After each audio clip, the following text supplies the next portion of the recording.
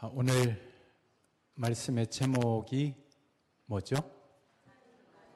하나님은 나에게 어떤 분일까? 하나님은 나에게 어떤 관계를 가지신 분이신가 하는 말이기도 합니다. 예전에 신학교 다닐 때 신학교 과목 가운데 조직신학이라고 하는 과목이 있습니다. 거기에는 신론, 구원론, 인간론 이런 쭉 여러 파트가 있는데 그 중에서 신론, 하나님이 어떤 분인가 하는 부분이 있습니다. 그 중에서도 신지식이라고 하는 파트가 있습니다. 하나님에 관한 지식, 하나님은 도대체 어떤 분인가, 거기에 대해서 공부하게 됩니다. 그런데 그 모든 내용들이 좀 이렇게 복잡합니다. 그런데 제가 며칠 전에 새벽 기도 시간에 시편 103편 말씀을 증거했습니다. 그러고 나서 가슴에 아주 깊이 그냥 이 시편 103편의 말씀이 와닿기 시작하고 제가 얼마나 은혜를 받았는지, 그래서 이 말씀을 주일날 전 교인들에게 증거해야 되겠다 하는 그런 생각을 하면서 오늘 본문으로 이 시편 103편 전체를 택했습니다. 우리 서로 교독하기에는 한 일부분만 했습니다마는 전체의 내용을 포함한 말씀을 증거하려고 합니다. 사람들은 이 세상 살면서 또 신앙생활 하는 사람들, 특별히 하나님은 도대체 나와 어떤 관계성이 있는가 하는 그 부분에 대해서 굉장히 궁금하게 생각하고, 또 이 부분에 대한 정리가 되어 있지 않으면 신앙생활을 제대로 할 수 없을지도 모르겠습니다. 하나님은 도대체 나에게 어떤 분이실까? 여기에 대한 결론부터 여러분들에게 말씀드리고 설교를 접근해 나가도록 하겠습니다. 오늘 13절 말씀을 한번 보시면, 시편 103편 13절 말씀을 보시면 뭐라고 되어 있습니까? 아버지가 자식을 긍휼히 여김같이 여호와께서는 자기를 경외하는 자를 긍휼히 여기시나니. 그러면 여기서 하나님과 우리와의 관계를 뭐라고 설명합니까? 아버지와 자식의 관계로 설명합니다. 그렇습니다. 이 세상 인간 관계 속에서 하나님과 우리와의 관계를 가장 비슷하게 설명할 수 있는 관계가 있다면 바로 아버지와 자식의 관계일 것이다라고 하는 말이죠. 하나님과 우리 사이는 부모와 자식의 관계와 아주 흡사합니다. 그러나 하나님과 우리 사이는 단순한 부모와 자식의 관계를 훨씬 뛰어넘는 관계입니다. 마태복음 7장에서 예수님이 그런 말씀을 하십니다. 누가 자기 자식에게 떡을 달라 그러면 돌을 줄 부모가 누가 있고, 생선을 달라 그러는데 뱀을 줄 사람이 누가 있겠느냐? 그 다음 말씀이 너희가 악할지라도 자식에게 좋은 것을 줄 줄 알거든 하물며 하늘에 계신 너희 아버지일까 보냐 그랬습니다.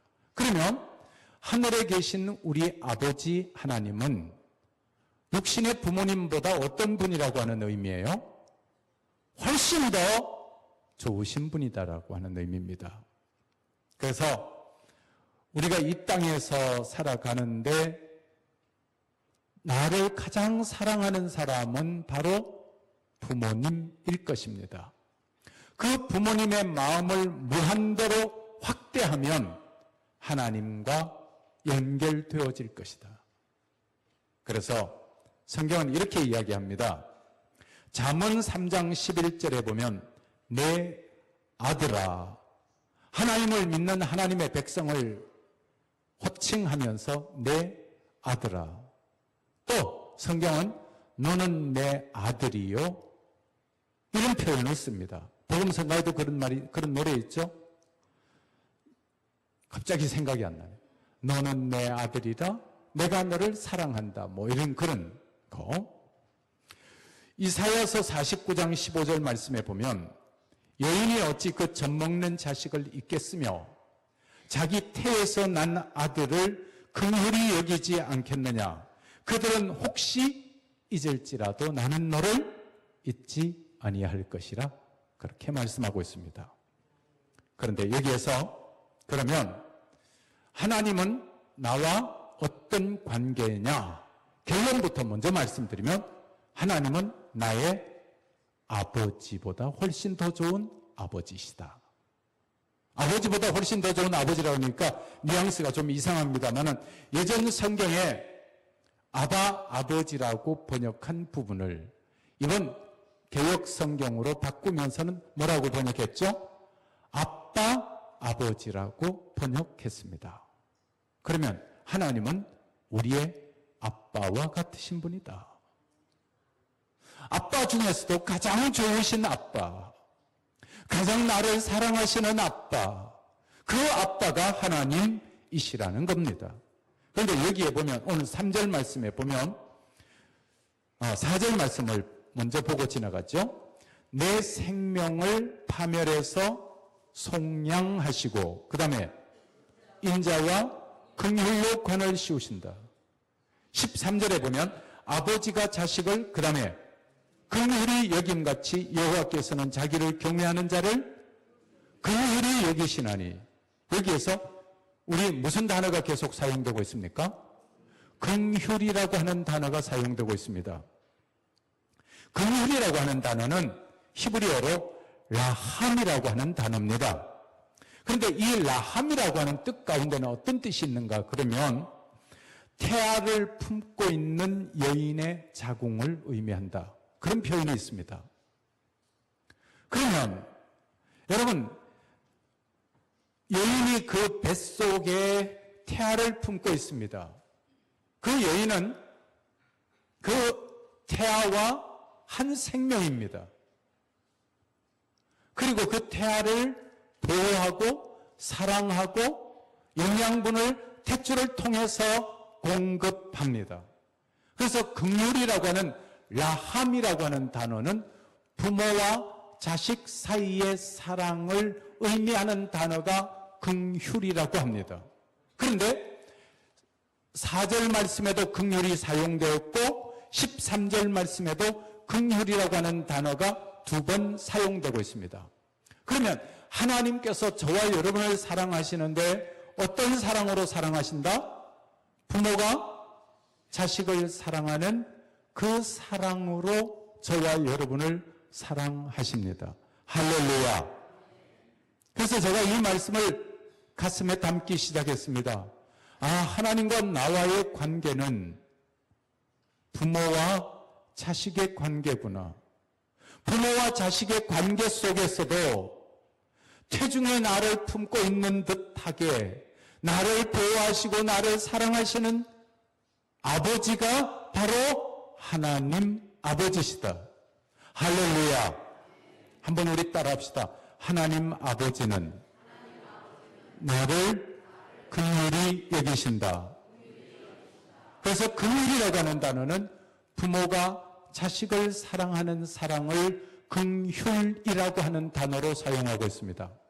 시편 103편 4절에 보면 긍휼이라고 하는 단어 외에 인자라고 하는 단어가 사용되고 있습니다. 이 인자라고 하는 단어는 구약 성경에서 굉장히 중요한 위치를 차지하고 있습니다. 이 인자라고 하는 단어는 히브리어로 헤세드라고 하는 단어입니다. 제가 헤세드라고 하는 단어에 대해서는 설명을 여러분들에게 꽤 많이 드린 기억이 납니다. 이 헤세드는 신과 인간과의, 신이 인간을 사랑하는 사랑을 묘사할 때 헤세드라고 하는 단어를 사용하고 있습니다. 그러면 하나님께서는 신이신 하나님으로서 우리를 사랑하시고 또한 그 사랑은 뭐와 흡사하느냐 그러면 부모가 자식을 사랑하는 사랑과 매우 흡사한 사랑으로 저와 여러분을 사랑하십니다. 할렐루야. 그러면 부모가 자식을 사랑하는 사랑의 특성이 여러분 뭐라고 생각합니까? 부모가 자식을 사랑하는 사랑. 예를 들어서 모르는 남의 집 아이가 와서 여러분에게 돈을 달라 그럽니다. 돈을 쉽게 줍니까? 안 줍니까?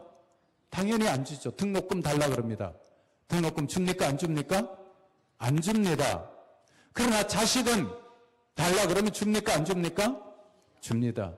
그리고 자식이 부모 속 썩일 때가 있어요? 없어요? 있지요. 남의 집 아이가 여러분 자녀처럼 한 번, 두 번, 10번, 100번 속 썩이면 용서합니까? 안 합니까? 용서 안 해요. 그러나 자기 자식은 용서합니다. 그러면 부모와 자식의 긍휼의 관계라고 하는 것은 뭐냐 그러면 3절 말씀에 나와 있습니다. 그가 내 모든 죄악을 사하시며 그가 내 모든 죄악을 사하시며 하나님 아버지가 우리에게 베푸시는 가장 큰 사랑은 용서입니다. 사한다라고 하는 말은 용서한다는 말인데 사한다는 이 말은 히브리어로 사라헤라고 하는 단어인데 뭐냐 그러면 끊임없이 계속해서 용서하신다. 할렐루야. 그러면 하나님 아버지는 저와 여러분의 죄를 한두 번 용서하고 마는 것이 아니라 끊임없이 계속해서 용서하십니다. 아멘. 이게 하나님과 나와의 관계성입니다. 하나님은 나에게 아버지 같은 분이신데 아버지 같은 사랑으로 나를 사랑하시는 분인데 그 하나님 아버지는 우리의 죄를 끊임없이 계속해서 끝까지 용서하시는 분이 아버지 하나님이십니다. 할렐루야. 그리고 여기 시편 86편 5절 말씀에 보면 이런 말씀이 있어요. 주는 선하사 사유하기를 즐기시며 주께 부르짖는 자에게 인자하심이 후하심이니이다. 하나님께서는 저와 여러분의 죄를 억지로 용서하시는 게 아니라 사유하시기를 즐거워하십니다. 부모는 자식의 잘못을 습관적으로 용서합니다. 그리고 용서하고 난 다음에 그걸 기억합니까? 기억 안 합니까? 기억 안 합니다. 이게 하나님 아버지도 바로 저와 여러분의 죄를 용서하신다는 거예요. 용서하시는 게 어떻게 용서하시냐 그러면 10절 말씀을 보죠. 시편 103편 10절에 보면 우리의 죄를 따라 우리를 처벌하지는 아니하시며 우리의 죄악을 따라 우리에게 그대로 갚지는 아니하셨으니 이는 하늘이 땅에서 높음같이 그를 경외하는 자에게 그의 인자하심이 크심이로다. 12절입니다.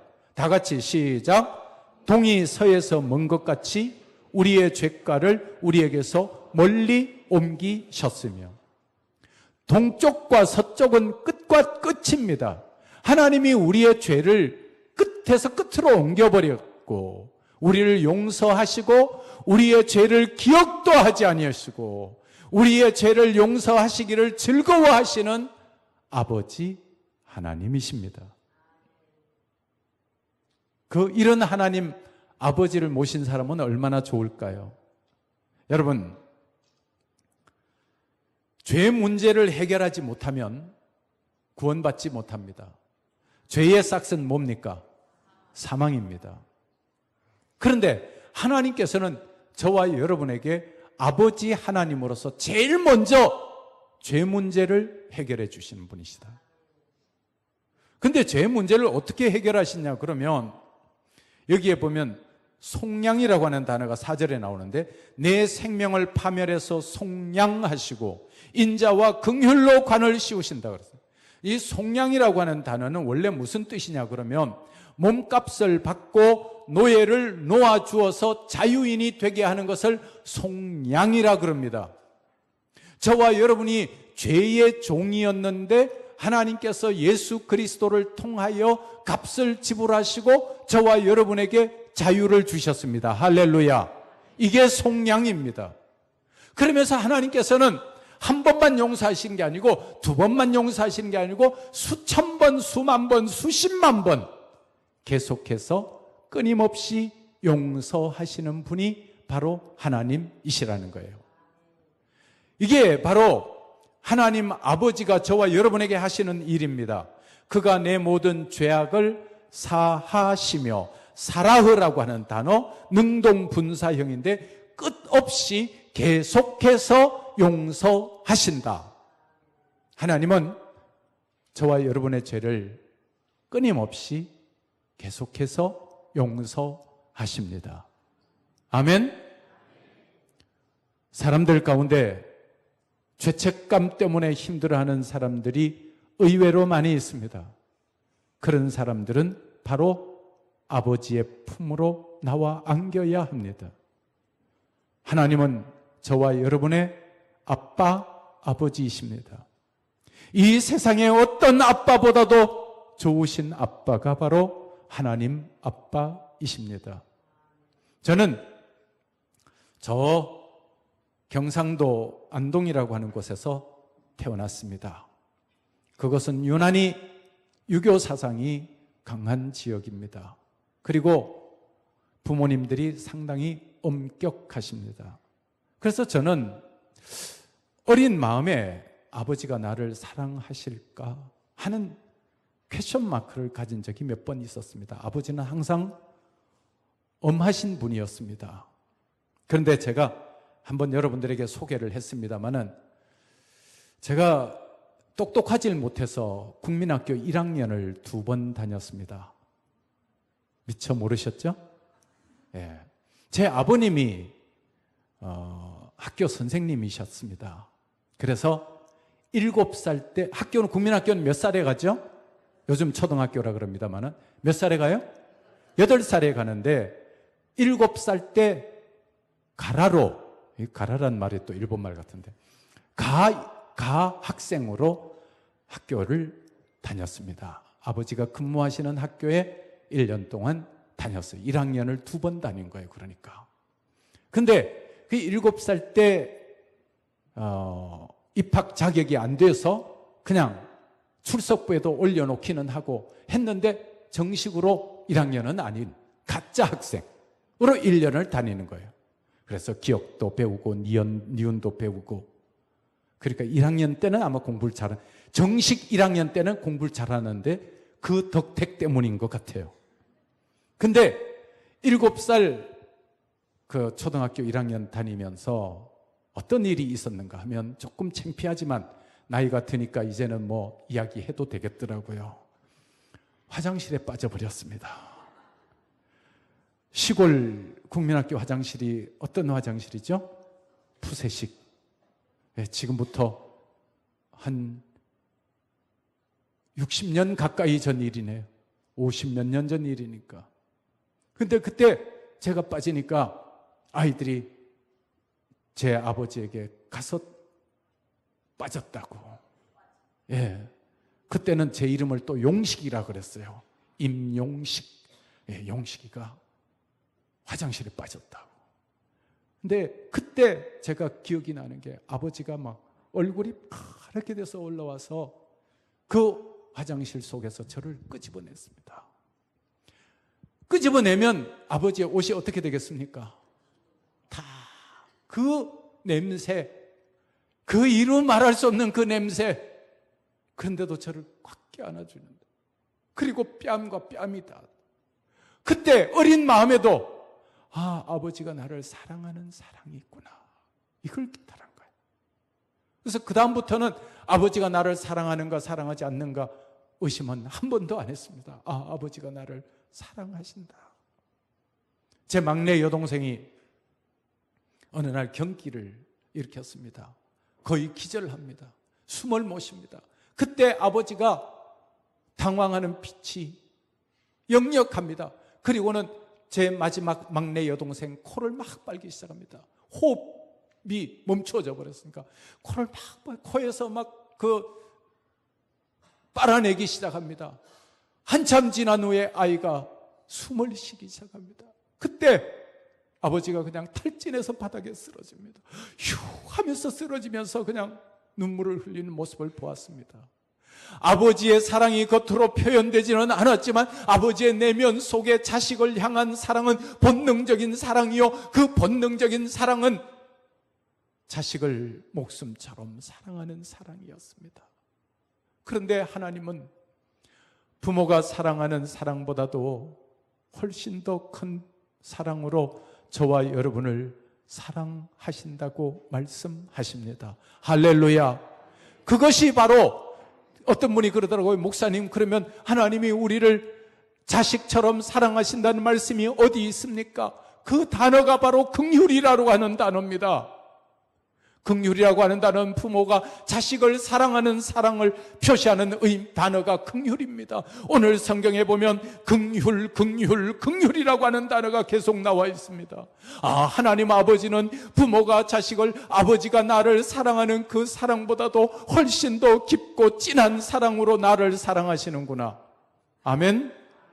그 하나님이 저와 여러분의 죄를 기억도 하지 않으신대요. 저와 여러분의 죄를 끊임없이 계속해서 용서하신대요. 그리고 또 3절에 이렇게 돼 있죠. 그가 내 모든 죄악을 사하시며 그 다음에 내 모든 병을 고치시며, 내 모든 병을 고치신다고 말씀하십니다. 모든 병이라고 하는 것은 육체의 질병을 생각할 수 있습니다. 그리고 육체의 질병뿐만 아니라 정신적인 질병까지도 포함합니다. Broken heart, 깨어진 마음, 상한 마음, 상처 입은 마음, 실패감, 우울감, 좌절감, 절망감, 이 모든 마음의 상처까지도 질병이라고 합니다. 사랑하는 교우 여러분, 혹시 여러분 가운데 질병 가운데서 고통하는 자들이 있습니까? 아파하는 자들이 있습니까? 육체의 질병, 마음의 질병, 정신의 질병, 깨어진 마음의 상처, 그것을 안고 고통하는 분이 있습니까? 하나님 아빠가 그 질병을 치유해 주십니다. 할렐루야. 하나님 아빠가 저와 여러분의 질병을 치유해 주십니다. 그래서 하나님께서 그가 내 모든 죄악을 사하시며 내 모든 병을 고치신다고 말씀합니다. 이 고치신다라고 하는 이 마음, 이 말, 이거는 라파라고 하는 말이죠. 출애굽기 15장 26절에 보면 나는 너희를 치료하는 여호와 라파라고 하는 단어가 나옵니다. 이 라파는 저와 여러분의 단순히 어떤 질병을 치유하는 단계를 넘어서 완전한 회복의 상태를 의미합니다. 하나님께서 저와 여러분의 질병을 치유하시고 온전하게 회복시켜 주신다고 하십니다. 할렐루야. 그 하나님이 바로 저와 여러분의 아빠라고 하는 말입니다. 다시 한번 따라합시다. 하나님 아버지는 나를 치료하신다. 나의 죄를 용서하실 뿐만 아니라 저와 여러분의 질병을 치료하시는 하나님, 여호와 라파의 하나님. 사랑하는 성도 여러분, 질병이 찾아왔을 때 너무 낙심하지 마십시오. 마음의 상처를 입었을 때, 마음의 우울감이 찾아왔을 때 좌절하지 마십시오. 저는 공부를 잘하고 돈을 많이 버는 의사들은 참 행복하겠다, 그런 생각을 해본 적이 많았습니다. 그런데 제 아이의 이야기를 들어보니까 그런 이야기를 하더라고요. 아버님, 얼마 전에 굉장히 유명하고 큰 치과의 대표 원장 하던 친구가 얼마 전에 죽었습니다. 그래서 지네들끼리 아마 그런 이야기를 했나 봐요. 그런데 왜 죽었을까? 아마 심장마비가 아닐까 그렇게 추측을 했는데 알아보니까 자살했어요. 세무조사도 나왔고 아마 또 다른 어떤 문제도 있었는지 정말 젊고 실력이 뛰어나다고 소문나고 환자들이 줄줄이 모이는 그런 병원의 대표 원장이 자살을 한 거예요. 그러면서 저에게 그렇게 이야기합니다. 의대생들 가운데, S대학 의대생들 가운데 열등감에 시달리는 사람이 그렇게 많습니다. 그렇게 이야기를 하는 거예요. 그들 가운데 투성이인 인격의 어떤 상처를 안고 살아가는 사람들이 그렇게 많다는 거예요. 사랑하는 성도 여러분, 그 사람들의 상처는 누가 치유해 줄 수 있습니까? 바로 요즘 그 옛날에 뭐 어떤 그 TV 프로에 보니까 바로 그러고 뭐 나오는 프로가 있더라고요. 바로 누구예요? 하나님 아버지이십니다.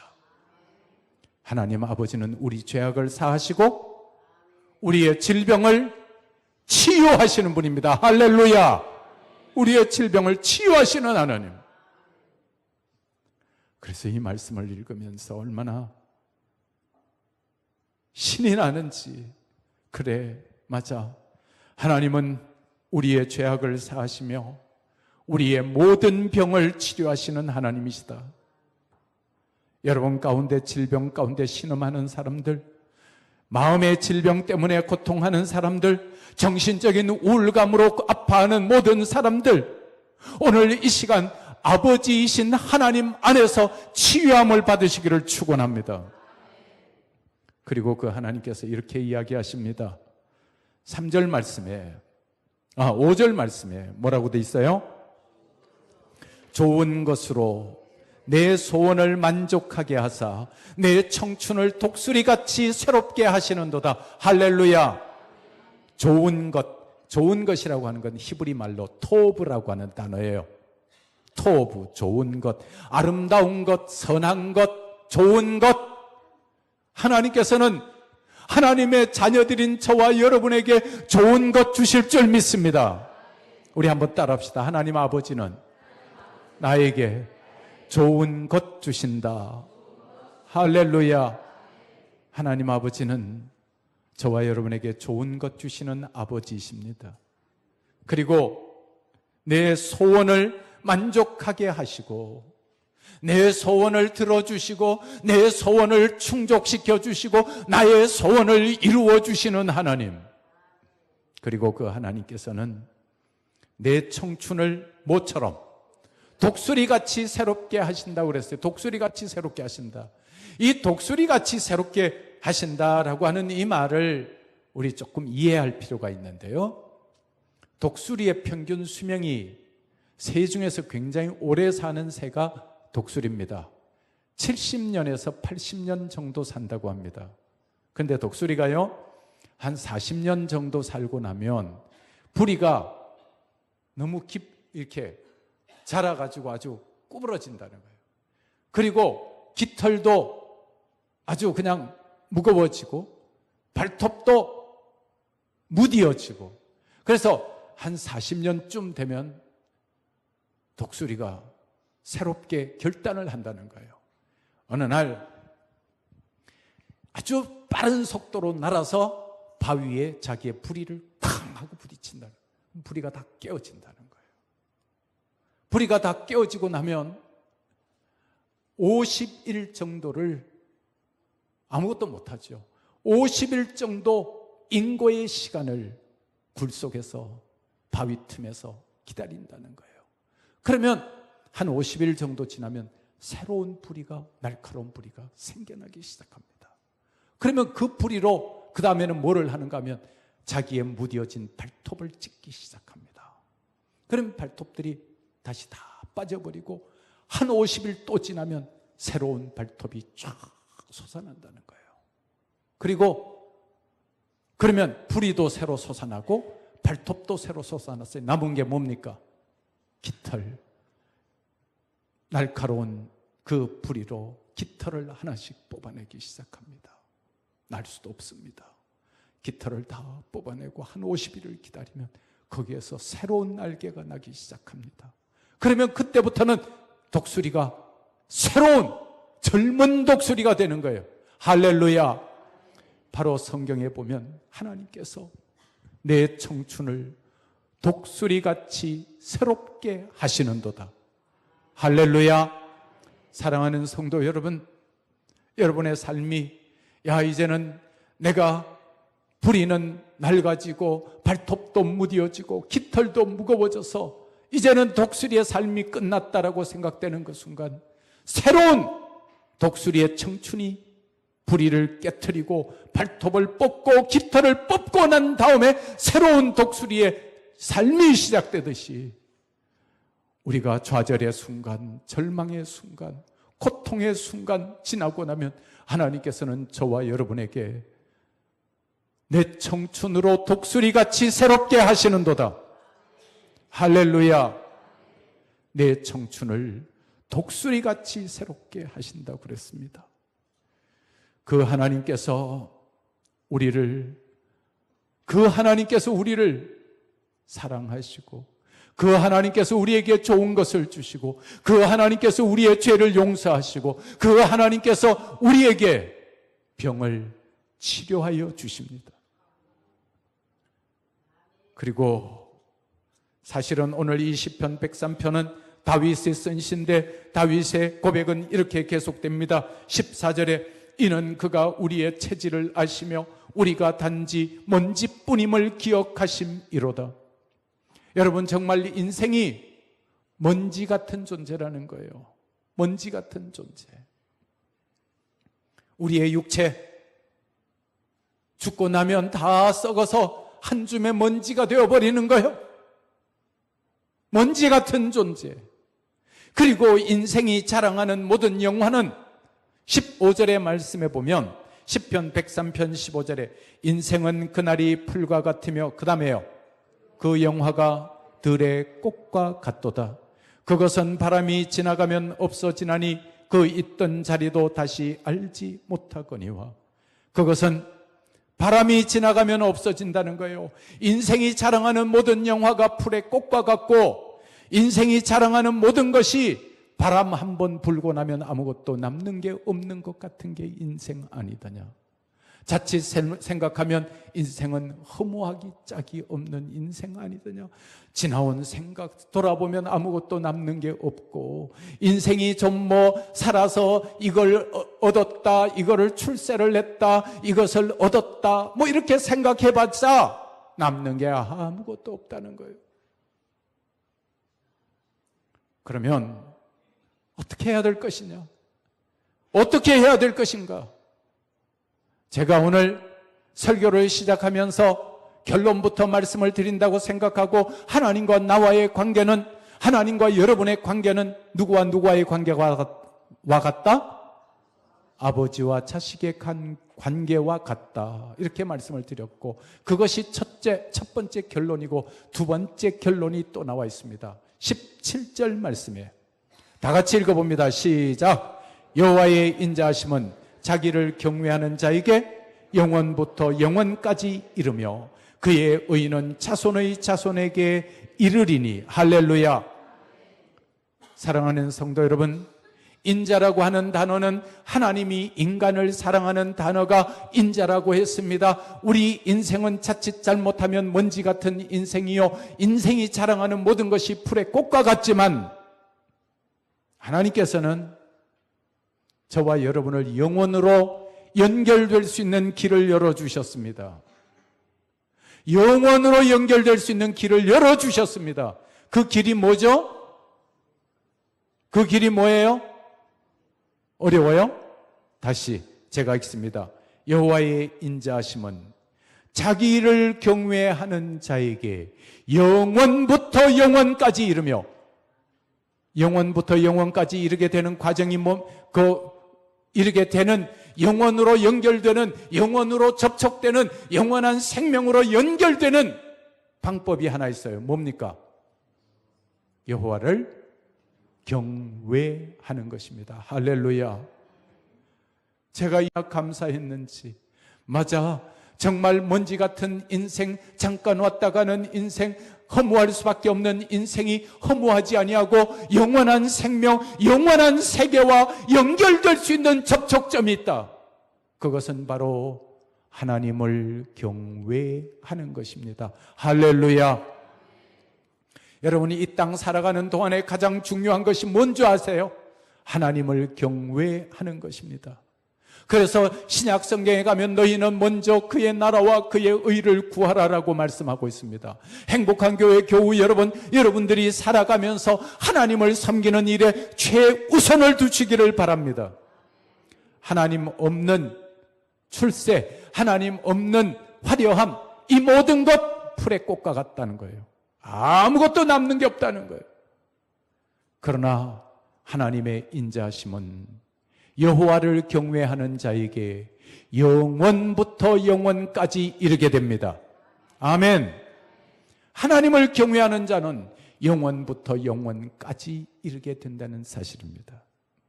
그리고 오늘 이 시편 103편은 송축이라고 하는 단어로 시작해서 송축이라고 하는 단어로 끝나고 있습니다. 시편 103편 1절에 보면 내 영혼아 여호와를 송축하라. 내 속에 있는 것들아 다 그의 거룩한 이름을 송축하라. 내 영혼아 여호와를 송축하며, 시편 103편 끝에 가보면, 끝부분부터 가보면 20절, 21절 계속 송축, 송축 나옵니다. 22절에 보면 여호와의 지으심을 받고 그가 다스리는 모든 곳에 있는 너희여. 그 다음에요, 여호와를 송축하라. 내 영혼아 여호와를 송축하라. 하나님을 찬양하며 하나님을 즐겁게 찬양하며 우리에게 주어진 한 생애를 찬양하며 살아가시기를 축원합니다. 여기에 시편 103편에 인생의 모든 문제의 솔루션이 포함되어 있습니다. 저와 여러분이 믿는 하나님은 저와 여러분의 아빠, 아버지십니다. 하나님 아빠, 아버지는 저와 여러분의 죄를 끊임없이 용서하시고 저와 여러분의 질병을 치유하시고 또한 저와 여러분에게 모든 좋은 것을 주십니다. 우리의 소원을 만족하게 하십니다. 그리고 그 하나님께서는 저와 여러분에게 놀라운 은총을 입혀주시는데 영원으로 연결하게 하십니다. 우리가 해야 될 것은 뭐를 하는 거죠? 여호와를 경외하는 것입니다. 여호와를 경외하며 하나님을 찬양하는 삶, 그 삶이 허무한 삶이 아니라는 거예요. 그 삶이 우리의 인생을 영원으로 연결시켜 준다는 것입니다. 어제 그저께 우리 정혜영 집사님 수술하는 병원에 제가 신방을 갔어요. 신방을 갔더니 인상적인 게 그 병원 이름이 뭐라고 그러더라? 베드로 병원, 베드로 병원. 베드로 병원이고 거기에 들어가니까 성경 구절이 쓰여 있고 이게 기분이 좋더라고요. 보니까 우리나라 서울대학 병원의 외과 과장을 했고 그다음에 국립의료원 원장을 했고 양력이 화려해요. 그럼에도 불구하고 이 사람이 내세우는 것은 하나님을 드러내는 것이었습니다. 사랑하는 성도 여러분, 우리 인생 자칫 잘못 살면 허무한 인생으로 끝납니다. 먼지 같은 인생으로 끝납니다. 그런데 여러분에게 부탁합니다. 정말 오늘 결론이 17절입니다. 여호와의 인자하심은 자기를 경외하는 자에게 영원부터 영원까지 이르며 그의 의는 자손의 자손에게까지 이릅니다. 할렐루야. 자자손손이 행복할 수 있는 비결, 그리고 우리가 영원한 생명을 얻을 수 있는 비결, 그게 뭐라고요? 여호와를 경외하는 것입니다. 사랑하는 성도 여러분, 여호와를 경외하는 자로서 우리 자자손손 복된 삶을 살아가는 우리가 되시기를 소원합니다. 기도합시다.